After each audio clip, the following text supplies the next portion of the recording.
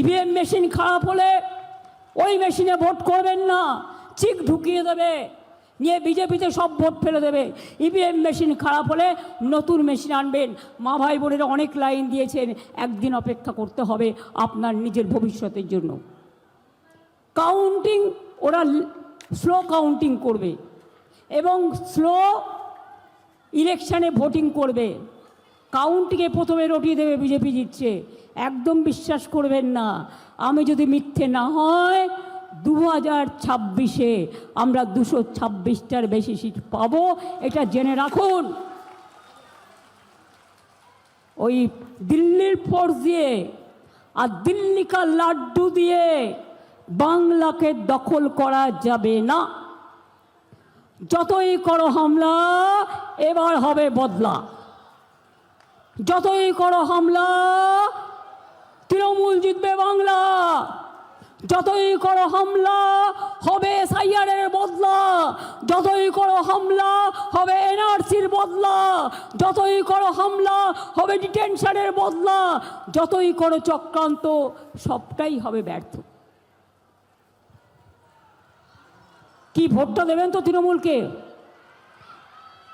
টাকা দিয়ে ভোট কেউ কিনতে পারবে না তো। মনে রাখবেন, ওটা চুরির টাকা, ওটা কয়লার টাকা, ওটা ময়লার টাকা, গায়ে গন্ধ লেগে যাবে। কয়লা রক্ষা করার দায়িত্ব কার? সেন্ট্রাল গভর্নমেন্টের। বর্ডার থেকে ঢুকলে কেউ, তার দায়িত্ব কার? সেন্ট্রাল গভর্নমেন্টের। কাস্টমস পাসপোর্ট কার দায়িত্ব? সেন্ট্রাল গভর্নমেন্টের। বর্ডার পাহাড় দেওয়ার দায়িত্ব আপনার। তাহলে আপনি কেন প্রথম পদত্যাগ করবেন না? এর জবাব চাই। 2024-এর লিস্টে আপনি যদি প্রধানমন্ত্রী হতে পারেন, আপনারা যদি স্বরাষ্ট্রমন্ত্রী হতে পারেন, তাহলে বাংলার মানুষ কি অন্যায় করলো আপনাদের জবাব দিতে হবে। হিম্মত থাকলে আগে পদত্যাগ করুন, তারপরে এসআইআরের নামে সর্বনাশী খেলা খেলুন। কাজের বেলায় কাজী, কাজ পুরোলে পাজি।